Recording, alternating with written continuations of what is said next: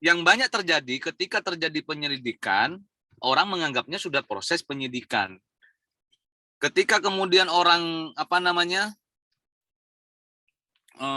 sudah masuk proses penyidikan, tapi dia tidak paham apakah ini akan segera ditahan atau tidak.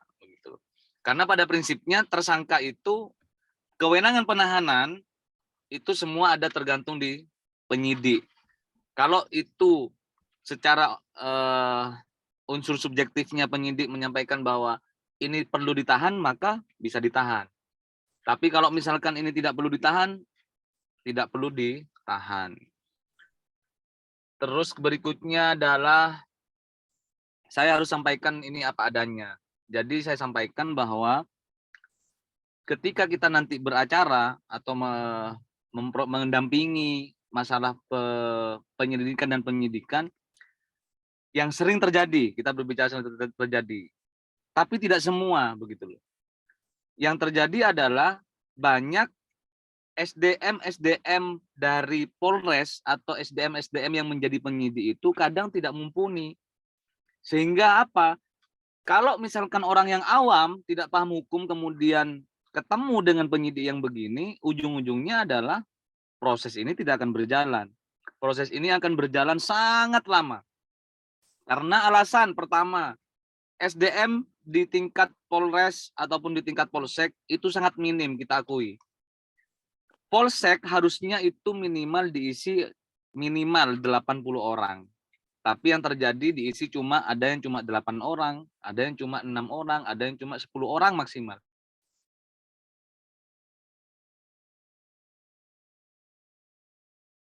Ya, satu penyidik dia megang 30 sampai 50 kasus. Begitu juga sebaliknya di Polres. Maka alasan yang akan sering terjadi adalah kasus itu akan sampai lama bertahun-tahun mengendap. Apalagi dia tidak didampingi lawyer, apalagi dia tidak didampingi oleh kuasa hukum, dia lapor sendiri, maka yang terjadi apa? 1 tahun, 2 tahun belum tentu selesai. Belum mendapatkan kepastian hukum. Apakah ini masuk proses pidana, apakah ini tersangkanya siapa, kemudian apakah ini sudah dilimpahkan ke kejaksaan atau tidak. Yang dibutuhkan adalah ketika kita sedang mendampingi proses hukum, baik itu beracara di kepolisian maupun nanti di pengadilan, adalah orang yang paham hukum. Sehingga ketika misalkan penyidik tidak profesional, maka kita bisa melakukan langkah pengaduan ke Paminal, ke Propam, sehingga penyidik-penyidik ini mendapatkan shock terapi, kemudian penyidik-penyidik ini tidak semena-mena terhadap pelaporan-pelaporan kita. Cuma itu kan tidak tahu orang-orang awam, yang tahu hanya orang yang paham hukum. Gitu loh. Oleh karena itu kita sebagai masyarakat yang paham hukum, khususnya KMTH, yang kemudian bisa menjadi lembaga nantinya mendampingi lembaga bantuan hukum kepada masyarakat, agar supaya bisa memberikan edukasi, agar supaya kita bisa memberikan pembelajaran bagi masyarakat yang tidak paham hukum dan pencari keadilan. Oleh karena itu, berbeda misalkan banyak pengacara sebenarnya jarang sekali yang terjun di dunia pidana. Karena pertama, kalau saya boleh jujur. Maaf, suaranya terlalu kecil. Masih kecil. Halo? Ya, oke. Masih kecil? Sekarang oke. Oh iya ya. Jadi kalau bisa diakui banyak praktisi yang jarang mau terjun ke dunia pidana karena lebih banyak sebenarnya kita mengurusi perdata, karena perdata itu jauh lebih banyak dapatnya daripada pidana, kecuali kalau jadi pengacara yang hitam dalam bahasanya. Ada pengacara putih, ada pengacara abu-abu, ada pengacara hitam. Kalau pengacara hitam, semua cara dilakukan, yang ada adalah bagaimana caranya kita membebaskan orang, walaupun dia salah. Bagaimana caranya kita mengikuti apa kata klien kita. Gitu. Kalau saya, sampai hari ini alhamdulillah tidak pernah kemudian melakukan hal yang dalam tanda kutip ya, menjadi melakukan segala cara untuk yang penting uang begitu. Karena bagi saya kalau orang salah, yang dibela itu adalah bagaimana kemudian hak dia dalam pembelaan. Tapi kesalahannya tidak bisa kemudian kita benarkan begitu loh. Misalkan contoh saya mendampingi masalah kasus narkoba.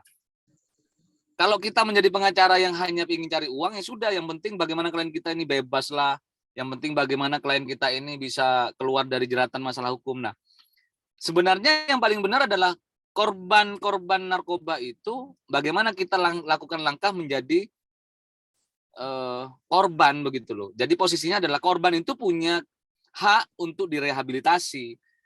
Hukuman itu kan tidak kemudian menghilangkan ketergantungan dia kepada narkoba. Makanya di undang-undang itu wajib kalau dia korban pemakai, Interupsi. maka kemudian ya.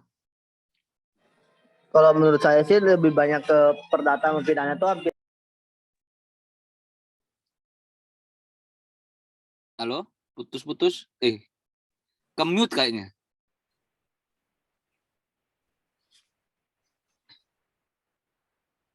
Lanjut Mas Angga. Ya, jadi seperti itu. Kalau misalkan nanti kalian beracara di pidana perdata, tinggal memilih bagaimana yang terbaik lah, yang sesuai dengan passionnya.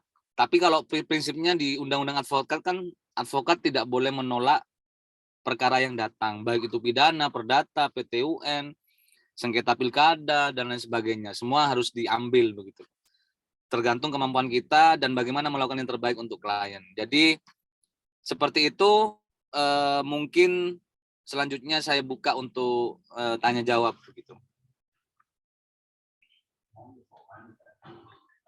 Ya, demikianlah tadi pemaparan materi yang disampaikan oleh Bapak Angga Kurniawan. Mungkin kepada rekan-rekan sekalian ada yang ingin bertanya, boleh raise hand. Oh, ada Kak Hesti Hasanah. Boleh Kak Hesti buka pertanyaannya dulu. Terima Ya, kasih. selamat malam Bapak Pak Angga. Ya, perkenalkan saya Hesti. Izin bertanya Pak, biasanya berapa lama batas waktu penyelidikan dan penyidikan itu? Terima kasih Pak. Baik, ada lagi? Atau langsung saya jawab ya? Boleh, ini ada satu lagi, ada Kak Yuscupi, Kak. Boleh, silakan. Iya, selamat malam Pak Angga. Ya, malam. Jika posisi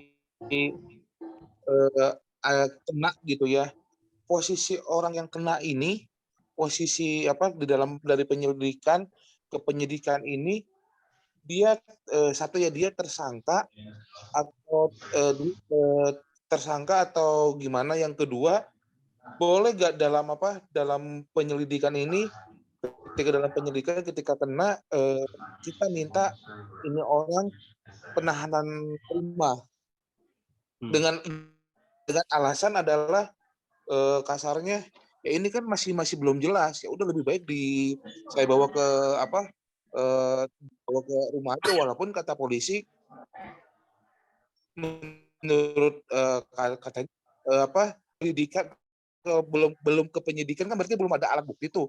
Artinya kita bisa minta orang ini balik lagi, nggak ditahan. Itu boleh nggak? Makasih Pak.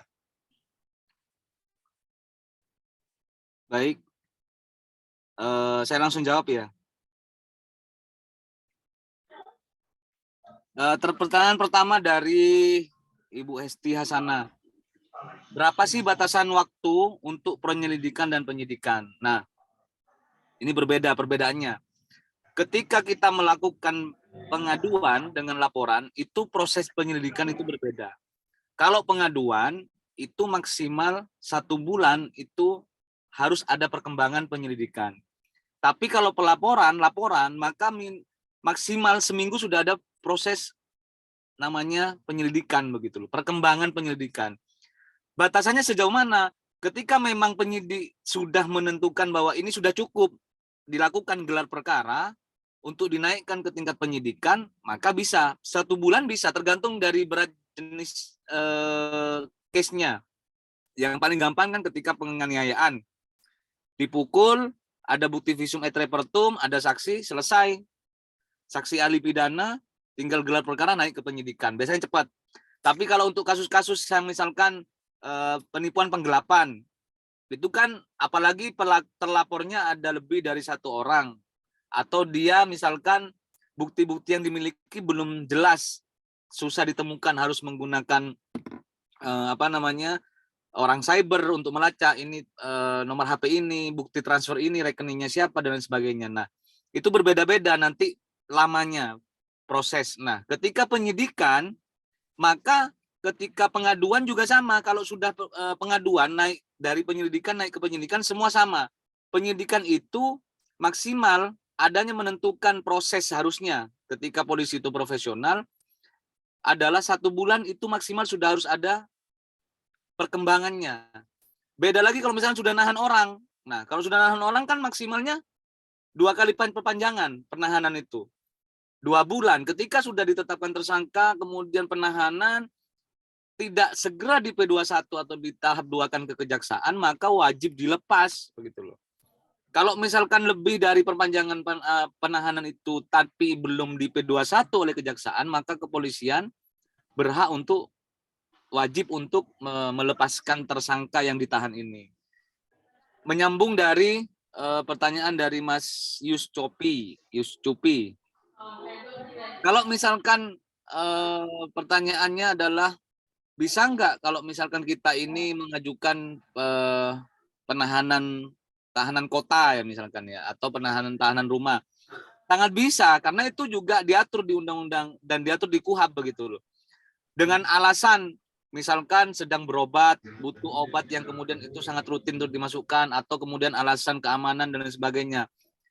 Cuma lagi-lagi semua tergantung di penyidik. Kalau kemudian penyidik bisa menyimpulkan secara subjektif bahwa ini memang bisa dilakukan penahanan kota atau tahanan rumah, maka penyidik bisa mengabulkan.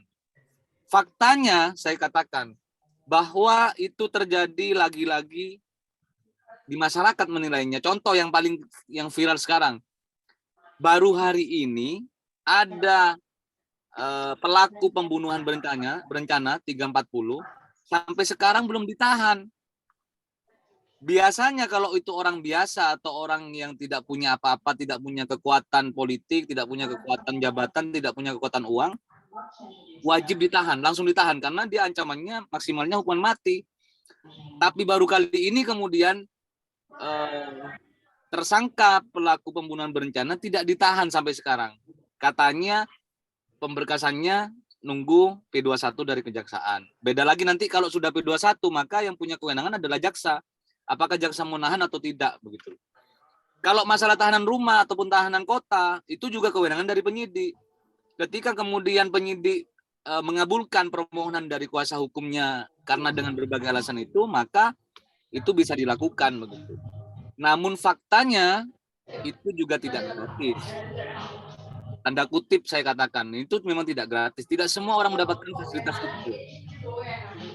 Jadi kalau kita berbicara masalah keadilan hukum di sini, saya akui bahwa Indonesia memang crowded. Tidak semua equality before the law, semua sama di mata hukum. Tapi memang faktanya yang terjadi lagi-lagi karena perbedaan uang, perbedaan jabatan, perbedaan kekuasaan itu merubah segalanya. Yang punya uang berkuasa, yang punya jabatan berkuasa. Apa salah satu faktornya kalau Prof. Majid, dosen saya itu menyampaikan bahwa masalah etika moral penegak hukum. Selama etika moral penegak hukum itu tetap masih rendah, mau sebagus apapun KUHP-nya, mau sebagus apapun KUHAP-nya, yang terjadi tetap tidak seperti yang dicita-citakan, equality before the law, semua sama di mata hukum. Yang terjadi tetap ada perbedaan antara si kaya dan si miskin, si yang punya kekuasaan dengan orang biasa, seperti itu. Mungkin itu bisa menjawab, kalau mungkin ada sanggahan, monggo. Mungkin ini Pak, dalam artian ini si tahap penyelidikan belum sampai ke penyidikan Pak, masih tahap penyelidikan, artinya kan belum ada bukti.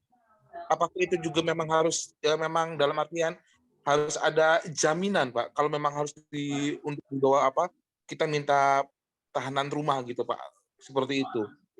Oh, kalau penyelidikan itu tidak ada kewenangan menahan, selama masih proses yang punya kewajiban atau kewenangan menahan adalah ketika sudah naik ke proses penyidikan. Karena penyelidikan itu fungsinya hanya mencari apakah ini ada unsur pidana atau tidak, bukan mencari ada tersangkanya. Kalau sudah gelar perkara selesai penyelidikan, baru dinaikkan ke tingkat penyidikan dan punya kewenangan untuk menahan. Kalau itu sudah dijadikan tersangka, begitu. Selama belum ditetapkan tersangka tidak bisa ditahan, walaupun dia sebagai terlapor, misalkan terlapor tipu gelap misalkan. Kalau masih proses penyelidikan, belum dinaikkan ke penyidikan dan belum ditetapkan tersangka, tidak bisa menahan seseorang. Karena kewenangan menahan itu karena melekat dia sebagai seorang tersangka. Dalam asas hukum kan praduga tak bersalah. Makanya penahanan seseorang yang sudah ditetapkan sebagai tersangka itu masih bisa diajukan dengan tahanan rumah, dengan jaminan dari pihak keluarga, dengan pengajuan alasan-alasan kenapa harus bisa tidak perlu ditahan di Polres misalkan atau di kejaksaan, tapi bisa ditahan di rumah. Nah, itu perbedaannya di sana sebenarnya. Kalau penyelidikan tidak bisa ditahan, tapi yang bisa ditahan penyidikan dan sudah ditetapkan tersangka gitu. Apakah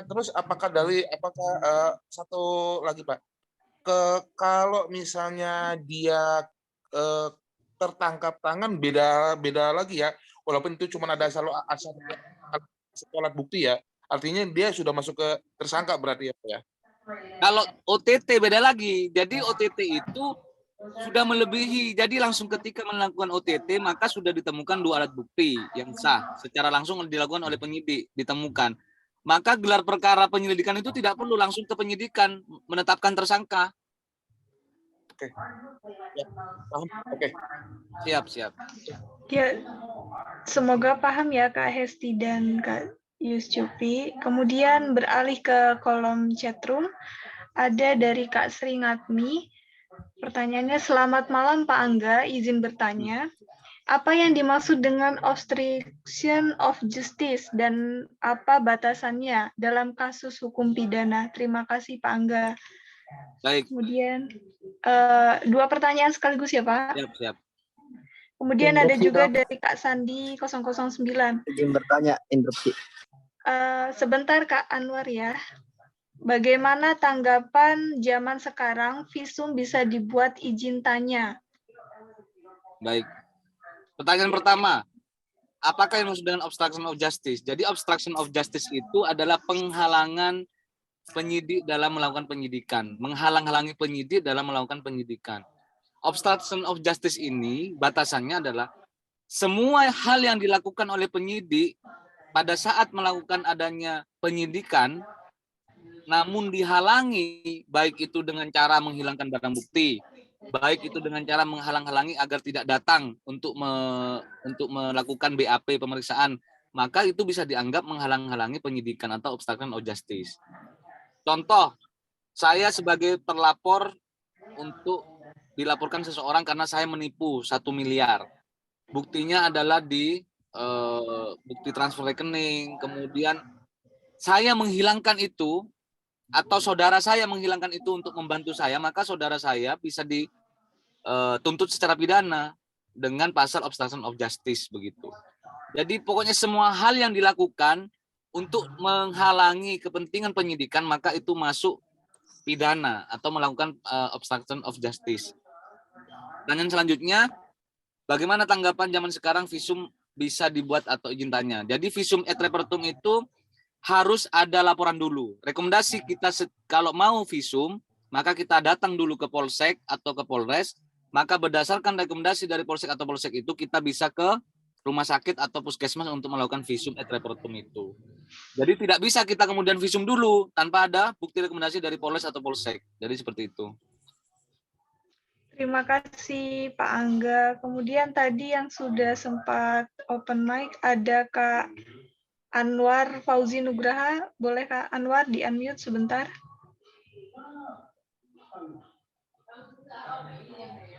Oh, hilang. Beralih sebentar ke Kak JS. Silakan Kak JS, boleh di-unmute. Baik, terima kasih kesempatannya Mbak Luki. Selamat malam Pak Angga, mohon izin bertanya, bagaimana menurut Pak Angga jika ada satu kasus ini menyoroti tentang penyitaan barang bukti. Ada sebuah kasus yang sudah diputuskan melalui pra-peradilan terhadap proses penyidikan suatu perkara. Kemudian dalam putusan pra-peradilan tersebut diputuskan bahwa barang bukti yang telah disita itu dikembalikan kepada orang yang menguasai. Kemudian ada lagi tindakan setelah putusan pra-peradilan tersebut dilaksanakan oleh penyidik, kemudian penyidik melakukan penyitaan kembali. Nah, terhadap perbuatan itu, terhadap perbuatan yang dilakukan oleh penyidik itu, bagaimana tanggapan Pak Angga? Terima kasih, Pak. Baik. Ibu Hesti, mungkin sekalian. Ya Pak, maaf mau nambah bertanya. Itu kira-kira kasus, bisakah kita melaporkan kembali kasus yang pernah terjadi 9 atau sampai 13 tahun yang lalu? Ya, oke. Terima Terima kasih untuk Pak JS dan Ibu Hesti. Jadi Pak JS, apakah bisa kemudian bukti yang kemudian sudah diserahkan kepada tersangka ya, yang di pra-peradilan menang, kemudian dia lepas statusnya dari tersangka menjadi saksi ataupun dia menjadi terlapor. Nah, ketika ada novum baru atau bukti baru yang bisa membuka kembali adanya proses penyelidikan dan penyidikan, maka polisi berhak untuk menyita kembali, begitu loh. Dengan catatan adalah ada novum baru yang bisa dijadikan dasar untuk melakukan penyelidikan atau penyidikan lagi. Jadi proses penghentian penyidikan SP3 ataupun nanti di pra-peradilan yang dihentikan oleh majelis hakim di pengadilan negeri itu tidak serta-merta kemudian hapus, tapi ketika penyidik menemukan novum baru, bukti baru dalam kasus yang sedang ditangani, itu bisa dibuka lagi dan bisa disita lagi barang buktinya. Kemudian pertanyaan dari Ibu Hesti Hasanah, apakah kemudian ada kadaluarsa? Ada kadaluarsa dalam hukum pidana itu. Ada yang 1 tahun, ada yang 12 tahun, ada yang 15 tahun, ada yang 18 tahun. Ketika di atas 5 tahun, maka itu kadaluarsanya adalah 12 tahun. Ketika di bawah 1 tahun pidana atau ada pidana denda, maka itu kadaluarsanya 1 tahun, begitu loh. Pidana denda, bukan pidana kurungan. Tapi kalau misalkan ada pidana korupsi, maka itu di atas 12 tahun, 18 tahun lebih, begitu. Jadi seperti itu, macam-macam, tergantung dari pasal yang disangkakan dan jenis pidananya, seperti itu. Mohon izin Ya, Pak jelas Angga. Kak Hesti. Siap. Ya, jadi intinya kita bisa melaporkan kembali ya Pak kasus. Bisa. Tergantung kadaluarsanya. Misalkan tipu gelap terjadi di tahun 1999. Sekarang itu sudah lebih dari 12 tahun, maka itu sudah kadaluarsa. Tidak bisa dilaporkan pidana. Tapi kalau masih terjadi di 2010 2011 misalkan ke sekarang, itu kan berarti masih 11 tahun. Itu masih bisa dilaporkan. Terima kasih Pak. Siap. Oh iya, KJS tadi ada lagi yang mau disampaikan? Iya, begini Pak Angga, kalau misalnya kasus tersebut memang sudah diputuskan oleh hakim pra-peradilan bahwa barang bukti harus dikembalikan, tetapi terhadap proses penyidikannya itu tidak dibatalkan oleh keputusan tersebut. Bagaimana menurut Bapak? Terima kasih Pak. Oh iya. Kalau misalkan proses pra-peradilan itu kan menentukan bagaimana proses penyidik dalam melakukan penyelidikan atau penyidikan, apakah sudah sesuai prosedur atau tidak. Apakah penetapan tersangka itu sudah melalui prosedur yang benar. Kalau misalkan tidak ditemukan ketidakprofesionalan, penetapan tersangka itu sudah benar secara hukum, maka hakim terus tidak membatalkan penetapan tersangka tersebut. Kalau masalah bukti kemudian wajib dikembalikan oleh hakim karena hasil pra peradilan menyatakan bahwa hakim memutuskan bahwa penyidik harus menyerahkan bukti kepada tersangka. Ketika kemudian penyidik bisa kemudian membuktikan serangkaian penyidikan itu bahwa bukti ini diperlukan untuk proses P21 pelimpahan ke kejaksaan, maka bisa atas perintah berkas yang dikirimkan ke kejaksaan kan ada revisi P19, maka itu bisa diminta lagi oleh penyidik untuk menahan alat bukti tersebut begitu. Berarti tersangkanya masih status tersangkanya tetap, cuma perintahnya pra peradilan bukti harus dikembalikan dengan begitu. Iya Pak, jadi posisinya masih saksi memang, tapi mereka mengajukan dari pihak yang saksi ini mengajukan pra peradilan, gitu Pak. Jadi yang saya bingung itu kenapa bisa ada penyitaan kembali, padahal putusan pra peradilan itu kan sudah menyatakan bahwa itu harus dikembalikan begitu Pak. Nah, ada satu lagi Pak nih, mohon izin Pak, ketika itu seperti ketika itu OTT gitu, apakah memang pihak penyidik sah gitu untuk melakukan penyitaan kembali gitu, walaupun sudah diputuskan pra peradilan bahwa barang bukti dikembalikan. Kemudian bagaimana sih sebenarnya menurut KUHAP atau hukum formil lainnya, pengembalian barang bukti itu bagaimana? Apakah memang si pemilik barang harus memegang kunci kemudian atau memegang barangnya kemudian dibawa dari areal yang ditahan, atau hanya berdasarkan administrasi saja sudah bisa dianggap sah bahwa itu dikembalikan Pak? Ya, Mohon izin, Pak. Kalau yang saya tidak paham begini. Jadi pra peradilan itu fungsinya adalah untuk mengetahui prosedur penangkapan, penahanan, penetapan tersangka itu sudah sesuai prosedur atau tidak. Kalau masih status saksi kan berarti masih belum penetapan tersangka. Artinya dia masih proses penyelidikan begitu. Tapi kalau sudah proses penyidikan maka sudah mencari tersangkanya siapa. Nah, pra peradilan fungsinya adalah melakukan evaluasi kepada penyidik apakah penetapan tersangka, penahanan itu sudah sesuai dengan prosedur atau tidak. Kalau kemudian bukti itu dianggap kemudian diserahkan kembali kepada saksi, maka sebenarnya itu bukan kewenangannya dari pra peradilan, karena pra peradilan itu bukan berwenang untuk masih dalam proses status saksi loh ya, karena pra peradilan itu fungsinya adalah ketika sudah proses tersangka dan dilakukan penahanan. Ketika di pra peradilan itu dimenangkan atau dicabut statusnya sebagai tersangka dan tidak ditahan, maka prosesnya kembali jadi saksi atau terlapor begitu loh. Jadi tidak bisa kemudian pra peradilan mengadili penetapan saksi. Tidak ada sejarahnya di Indonesia begitu. Nah, pra peradilan itu dipakai untuk membatalkan dia tersangka, membatalkan penahanan, biasanya begitu. Kalau terkait masalah administrasi pengembalian bukti, secara administrasi pasti ada penandatangan penyerahan bukti, kemudian bukti itu diserahkan kepada saksi atau terlapor begitu. Kalau memang dia sudah dinyatakan bukan tersangka lagi, sudah dinyatakan bebas, tidak perlu ditahan begitu, karena menyalahi prosedur penahanannya begitu. Jadi diserahkan, dibawa pulang, memang tidak hanya sekedar formalitas di atas kertas, tapi harus ada penyerahan bukti dari pihak penyidik kepada saksi, barangnya juga bisa dibawa pulang gitu. Sudah, terima kasih banyak Pak Angga. Siap. Sama-sama. Terima kasih Kak Jess.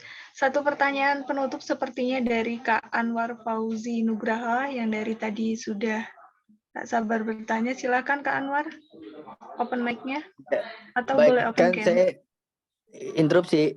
Terima kasih untuk Pak Luki. Saya ingin bertanya tentang, kan ini kita membahas tentang keadilan ya, pidana perdata gitu, keadilan pidana perdata. Dan di sini saya membawa narasi yang apa yang lebih cukup, mungkin lebih kurang jelas gitu. Mungkin jelas lah, kayak cukup jelas. Begini, kan di dalam keadilan kita lihat dengan kasus KPK ya, yang dimana kasus KPK itu sel-sel KPK sama sel orang biasa itu berbeda. Bahkan sel KPK itu lebih mewah, Mbak Luki. Ketika saya mendidik bersama Najwa Shihab itu sel KPK mewah banget Mbak, asli Mbak. Pas aku masukin sel orang biasa lah, di kantor polisi aku masukin sel orang biasa, selnya biasa aja gitu Mbak. Dimana dengan keadilan negara kita ini gitu Mbak, yang katanya Boleh kita harus langsung ke pertanyaannya, Kak Anwar? Oke, kita di mana penegak keadilan ini dengan hal sel saja tidak adil gitu. Baik, saya coba memahami dan menjelaskan. Yang pertama saya sampaikan bahwa keadilan di Indonesia itu keadilan yang relatif. Karena apa? Seperti yang saya sampaikan tadi, bahwa etika moral dari para penegak hukum ini masih sangat rendah. Sehingga apa yang terjadi? Banyak kasus-kasus yang terjadi di lapangan ada perbedaan, kita akui. Saya selaku praktisi mengakui itu. Contoh hal kecil di penjara saja. Seperti yang disampaikan Mas Anwar tadi, beda antara penjara koruptor dengan penjara yang biasa. Walaupun seolah-olah dibuat sama, tapi pernah terjadi sidak ternyata ada WC, toiletnya sendiri, ada AC, ada lemari bagus, ada alat-alat olahraga, itu yang ada di penjara para koruptor itu. Ada lagi penjara yang hanya untuk orang biasa, satu sel ukuran 8x8 itu bisa diisi 30 sampai 40 orang. Jadi tidurnya kayak pindang. Memang seperti itu kenyataannya. Dan itu bareng dengan toiletnya. Coba bayangin. Ada perbedaan, saya akui iya. Kenapa bisa terjadi seperti itu? Karena memang moral penegak hukum itu sangat rendah.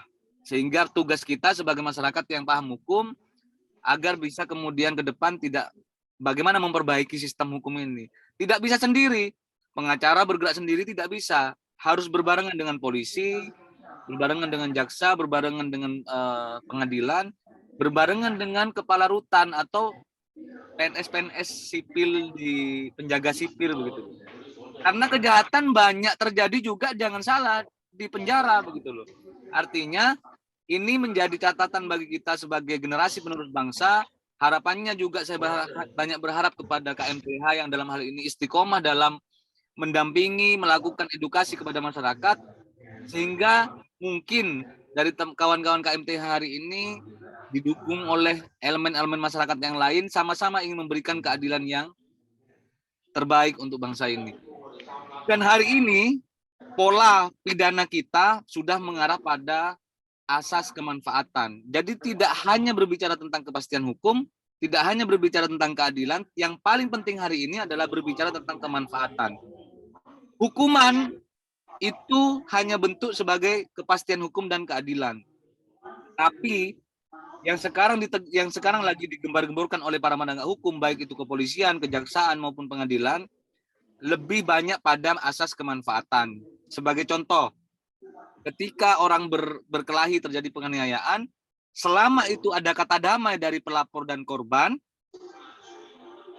dari korban dan pelaku, maka itu bisa di restoratif justice dengan tidak diproses ke pengadilan atau tidak sampai ditahan. Jadi baik apapun itu. Nah, ini sekarang mengarah bagaimana koruptor-koruptor ini kalau dipenjarakan cuma berapa tahun, sementara kerugian negara sudah ratusan miliar atau triliunan. Lebih baik tidak ada penjara, tapi ketika dia melakukan korupsi, semua hartanya, asetnya diganti berkali-kali lipat untuk menutupi kerugian negara. Jadi seperti itu. Ini masih digodok oleh para penegak hukum. Semoga nanti ke depan dengan seperti itu bisa lebih baik. Karena kalau saya secara logika saya mengatakan lebih baik saya korupsi 100M, tapi paling dihukum 2 tahun, 4 tahun. Tapi setelah itu saya keluar sudah bisa naik haji, bisa bangun pondok, bisa bangun masjid, bisa bangun pesantren dengan sisa uang korupsi saya. Sementara kerugian negara tidak bisa dikembalikan begitu loh. Betul. Dan saya ketika di penjara pun sebagai koruptor, saya tinggal beli sel yang paling mewah. Saya buat sel saya seperti hotel, jadi nggak terasa seperti dihukum begitu. Iya, terus sekali Bapak Angga, Baik, terima kan kasih. kembalikan aja uang negara, misalkan dia korupsi 100 M, semua asetnya 300 M disita sampai dimiskinkan begitu. Betul. Itu lebih bermanfaat untuk negara ini. Demikianlah tadi jawaban atas pertanyaan-pertanyaan yang telah diajukan dari rekan-rekan KMTH yang ada pada ruang Zoom meeting kali ini. Terima kasih Bapak Angga Kurniawan atas pemaparan dan penjawaban materi yang luar biasa. Untuk teman-teman dan serta rekan-rekan Zoom meeting pada malam hari ini, terima kasih telah ikut berpartisipasi dan saya mohon maaf atas pertanyaan-pertanyaan yang belum sempat saya bacakan dari kolom chat maupun yang sudah raise hand. Kak Atan, mohon maaf, mungkin untuk minggu depan boleh mengajukan pertanyaannya disimpan. Iya, kita masih ada 4 sesi dan ini sesi pertama, masih ada 3 sesi lagi di minggu depan. Untuk itu, untuk di sesi kedua minggu depan ada tema pra penuntutan dan dakwaan. Masih dengan Pak Angga? Ya, terima kasih Pak Angga sekali lagi atas. Sama-sama. Teman-teman open cam ya, yang bisa kita foto dulu sebelum Zoom-nya mati. Oh iya, karena kita terbatas oleh waktu malam hari ini, untuk mengefisienkan waktu yang tersisa, boleh seluruhnya untuk open cam, teman-teman. Wah, ternyata cerah-cerah semua kalau di open cam ini. Iya, jadi bersembunyi di balik layar ini. Ayo, 1, 2, 3. Ini 1 layar ya, 1 slide. Maaf ya teman-teman, Zoom-nya. Salam kenal untuk semuanya. Sampai bertemu Jumat depan ya. Salam kenal, Pak. Terima kasih teman-teman. Terima kasih atas kehadirannya belum pada dipoto? malam hari ini. Sudah, Udah fotonya fotonya? udah. Semoga masih Enggak, di diberikan aba-aba. untuk bertemu di acara KMTH Pojok Hukum, kelas hukum minggu depan. Tetap jaga kesehatan. Tetap jaga kesehatan, siapkan pertanyaan-pertanyaan terbaik untuk minggu depan. Terima kasih untuk kesempatan yang telah diberikan kepada kami pada malam hari ini. Akhir kata dari saya, wabillahi taufik wal hidayah. Wassalamualaikum warahmatullahi wabarakatuh. Salam KMTH, Merah Putihku, Indonesiaku. Selamat